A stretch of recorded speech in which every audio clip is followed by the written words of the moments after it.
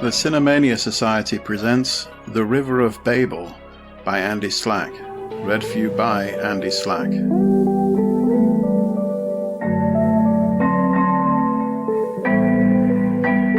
If you're going to get a decent place anywhere near New York these days, you have to pick 2 out of 3 from peace, quiet, or money.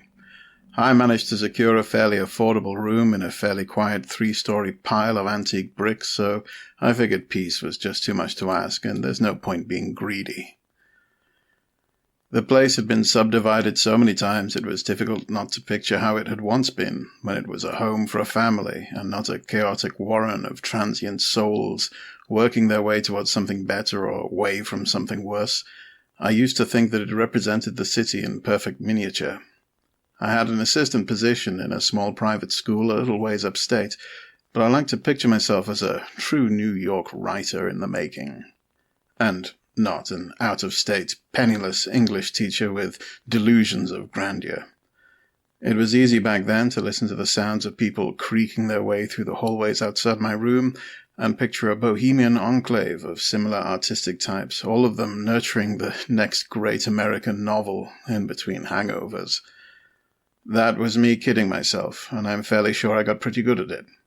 In fact, my day job was pretty much administrative in nature. I had a small desk in a cramped shared office space in a technical school, which was kidding itself too. The place wanted to be considered a center of learning and experimentation, but it was little more than a degree mill for kids who weren't rich enough to buy into the academic machine, but too smart to settle for lives of quiet desperation around Newark and the Bay. I spent my time sorting papers and chasing signatures, hoping for the day that I could publish a volume of my own, maybe take a lecture or two and catch the eye of some twinkling young thing who would hang on my every word. Such is the private narrative of all professional speakers and writers of English, and don't let any of them tell you otherwise. Needless to say, my days weren't exactly busy, and I picked up a lot of the busy work going around the administrative annex that no one else could be found to do. I needed the extra hours, and with a little finesse it technically counted towards my so-called teaching time. A lot of the teaching staff lived fairly close, and when the bursar's office needed someone to check in on a professor of something vaguely mathematical who had been absent without leave recently, I realized it was practically on my way home, and volunteered. Professor Court liked to wrap himself up in his dense and incomprehensible math like a numerate pupa lurking in an opaque cocoon of algebra, and these little absences were considered par for the course for him. But apparently he had been going through some kind of tough times. From what little I had been told, it had been an illness upon misfortune upon personal tragedy for the poor guy, and I got the distinct impression that no one had checked in on him before now because they were secretly afraid of what they might find in his neat little home. I came to a door practically bulging with letters and documents half disgorged from the mail slot, and my heart sank. I rang the bell and knocked with an increasing franticness, and I was given serious thought as to who one calls in this situation. Police? Fire? The government? Before I could make a fool of myself over the phone with some official, I discerned a slow shuffling, like the sound of a wounded animal limping along, and the door opened a little way. I had to give some assistance and a shoulder to get the damn thing open. Court was definitely a man who had been going through hard times, perhaps the hardest I had ever imagined. The man looked to be ancient, but without the wrinkles. If anything, his skin was too taut, too tightly bound to his bones. There was blood crusted at the side of his mouth, and an eye was near swollen shut.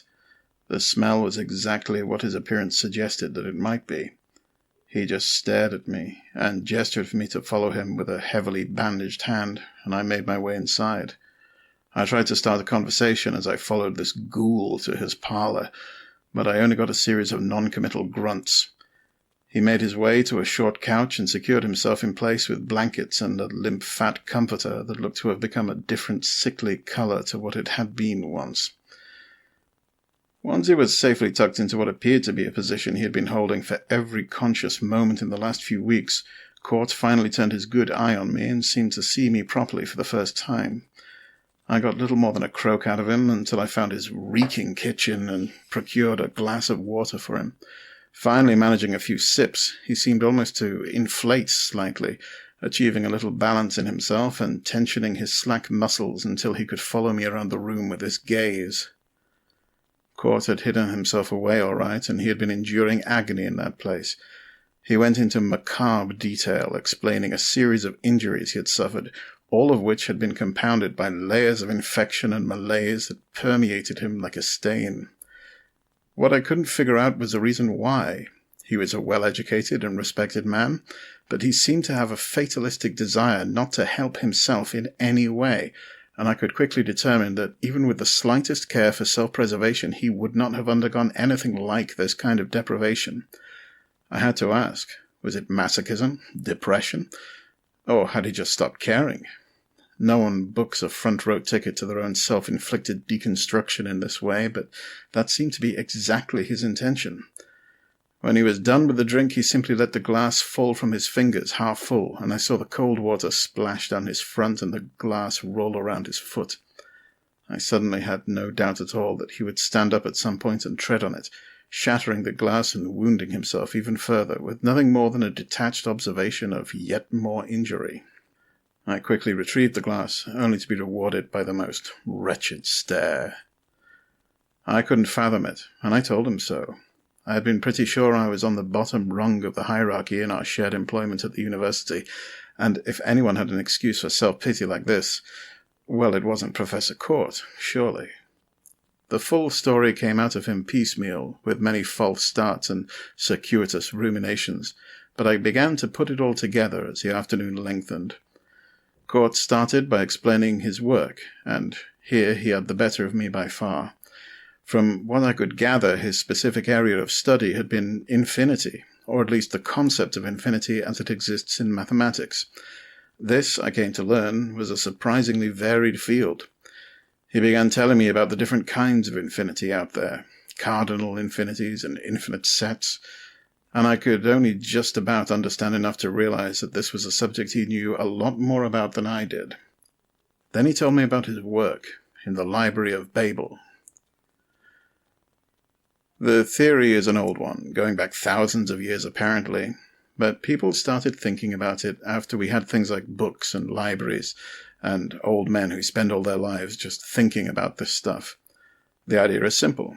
Say I hand you a blank book, and I tell you just to fill it with letters, in whatever random order you like. After a while, I have a book full of nonsense, and I put it in my library. Then we start over, again and again, until eventually the library is filled with an unfathomable number of books, filled with every possible arrangement of letters that there could ever be. Now, most of these books would be total gibberish, but every now and then, random chance demands that a book here and there would actually fall into order. I guess it's like throwing a set of cards into the air. If you do it enough, then eventually a royal flush will land neatly together on the ground in front of you.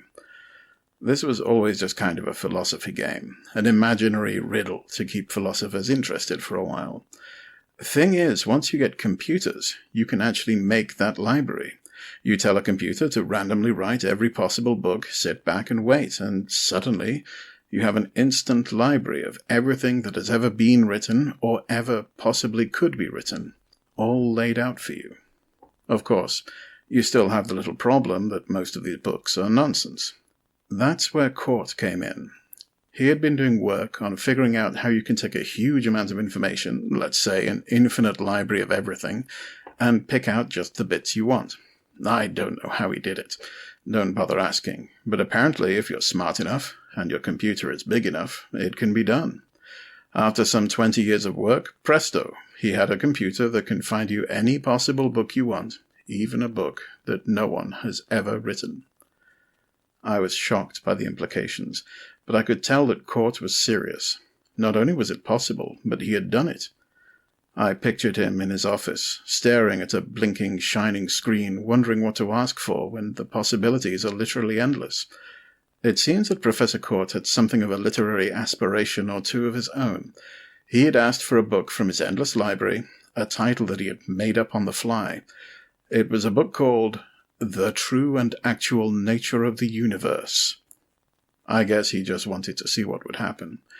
But an hour or so later, his computer had, I don't know, shuffled through a set of index cards the size of a skyscraper or two and come back with an answer. Apparently there were millions of books with that name, and of course most of them were nonsense. One would contain only the number 2 repeated over and over again, another one would be nothing but the letter T, and so on. But Professor Court waited patiently, and the computer figured out the one book in all that collection that was written in English and seemed to be complete. I don't know if I would have read it myself. I guess I like to think that I'm smart enough to tell when it's a good idea to just turn around and find the nearest tall Scotch instead, but why pretend? Anyone would have read that book if they had it all laid out in front of them. Who wouldn't at least take a look? I guess that's where things went wrong for Professor Court, because, as he tells it, he sat there and read the damn thing front to back on that computer screen from one afternoon all the way through to next morning. I found that I was fiddling nervously with the empty water glass in my hands as I asked him, "So what is it? What's the true nature of the universe, then?" He looked straight through me. Jesus, I swear it was like looking at a pale hand in a deep well reaching up through the water, and knowing no matter how far you reached, you could never quite touch the drowning, struggling owner of that hand. If you believe it the way the book tells it, the nature of the universe is the nature of a hungry animal, alive, predatory, and seeking. There is a nature to things which feeds upon the suffering of us, feeds on us the way we feed on animals, and they feed on insects, and the insects feed on the grass, all the way down to the tiniest microorganism giving up everything it has just to pierce and savage the next cell over. Court reached out to grab me with that bandaged hand, and where it touched my arm I could feel there were no longer fingers in there, just wetness, stumps, and sharp edges that could be bone. I wanted to be sick. I tried to reason with him, to tell him that as much as they say nature is red in tooth and claw, that doesn't mean we can just give up to despair, and he squeezed my arm so tight I was afraid I'd feel something run down my sleeve. He was sobbing as he explained to me, crying out like a child. The endless chain of pain and death which runs from a fragment of dust falling all the way up to one star eating another, it led upwards and onwards in a dance of suffering that led all the way to him. The book specified him personally, Professor Court. He was the end of it all, the whole sick game of it. We were all just pieces in a game being played against him. I recoiled. I was too fantastical to believe. It was too fantastical to believe, but I knew for damned sure that he believed it. The book knew him, mentioned him by name. The nature of the universe is human suffering, not in a general sense, but the specific suffering of Professor Court. Apparently it was all laid out for him in plain terms, nothing too gratuitous, everything just ordered and properly arranged. He had seen what was to come for him, and everything he had endured up to this point was the preamble. I could see a dullness to him now, the dumb, calm acceptance of the cow being led to the slaughtering-house. I tried to argue with him. I came at him with all the great minds of history that I could conjure up. Aquinas, Marcus Aurelius, Ezra Pound, you name it. I was on form. I can tell you that. And he had an answer to it all. Of course, he had the advantage over me. I was just relying on a half-forgotten, half-resented semi-education in the humanities, and he had memorized the whole textbook. Court could take every argument I had to bring and deconstruct it with a cold neatness that put me in mind of a butcher in the cold room reducing a carcass to fundamental cuts. Here a ribeye, there a sirloin. Everything I could recall from human knowledge and understanding reduced to a delicatessen. I don't know exactly when I started to believe it, but in that place, and with him looking right at me, I guess I fell for it the way he had. It all made sense. It all had to be that way, and he could lay out all the proof anyone would ever need to see of it. This was a doomed man, doomed by the cosmos, doomed by all of us. Maybe he was the sacrificial lamb. Maybe he was the linchpin in the machine that makes it all work. However you want it. Nothing could shake him. And I don't know if I even wanted to. It was so right, and it all made a sick kind of sense. I could just see a fragment of what he understood, and even that glimpse had been enough to make me, a pretty kind and ordinary sort of person, capable of allowing the emotional and physical destruction of a fellow human being to take place in front of me. I expected him to burst into flames at any moment, or perhaps to explode and splatter the walls in gore. I almost see and feel the invisible teeth of destiny biting down on him, just as sure as I knew he could feel it. Eventually I stood up and looked down at him in his little den of cloth. I wanted to say something, but what was left? Some creation of absolute horror was coming for him, and was right that it do so. I was a part of it, as much as the sun and the sky and the trees were a part of it. I was an element of a galactic whole that existed for the purpose of rendering down Professor Court to some scrap of flesh. There could be nothing left of him excepting for those organs required to sense and reflect upon his precious suffering. I had nothing left for him, certainly nothing I wanted to give him, and I turned around and walked right out of there. I had never felt more sure of anything in my life, as much as I feel like I'm damned for even thinking it. Of course, I came into the fresh air, the bustle of traffic and the sun on my skin, and it was all back again. The normal world full of normal people I was used to. As sure as I had been of myself, now I was sure that there had to be a rational explanation. It was carbon monoxide, or something I had drunk. Maybe I was high and didn't realize it. Maybe Court had managed to spike me somehow. There were a million ways to explain away what I'd gone through, and I'd take any of them. I headed into work the next day, the same as always, and made excuses in the department for Professor Court. They were packing away the things he'd been working on, papers and graphs and arcana far beyond anything I'll ever understand. I told them he was sick. He was going through something. Maybe a nervous breakdown or something like that. I'd be happy to sign a card or donate or something, but damned if I was going back there. He needed medical help, and I was not the one to provide it. They understood, of course. The work he had been doing was the tough stuff, the bleeding-edge stuff. It could make a man crazy if he kept at it for too long. That's the way it goes, they told me. That happens to the people who spend all their time on Infinity. I guessed that he had been hanging around his library too long. Of course it would make you snap. It would make anyone snap. Things started to settle again, for me. After that term, I even got to writing my volume of prose, the way I wanted. I figured there was only one thing I could write about in the end, one idea I had to get out of me. I had a good laugh to myself as I wrote it. For once, the words came easy, the way that writers always think they will when they get good enough. And I'd put it all in there, everything that I could come up with, and maybe the stuff Court had hit me with too. No point letting it go to waste. He may have been crazy, but there was something in his rambling that had been genuinely captivating.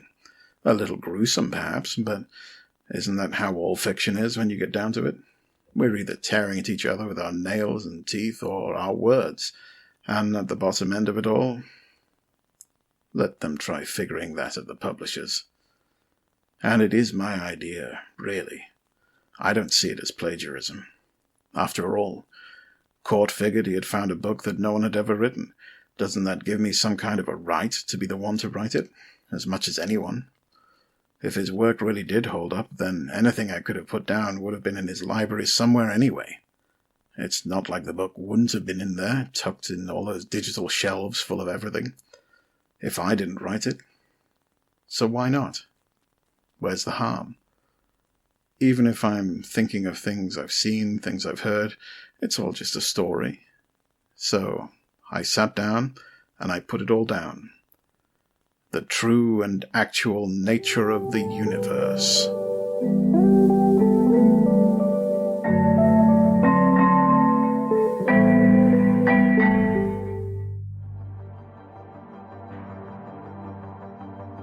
This has been the Cinemania Society presents River of Babel, written and performed by Andy Slack. Music by Carl Casey at White Bat Audio. Incidental music by Epidemic Sound. The Cinemania Society is a product of the Cinemania Society, LLC.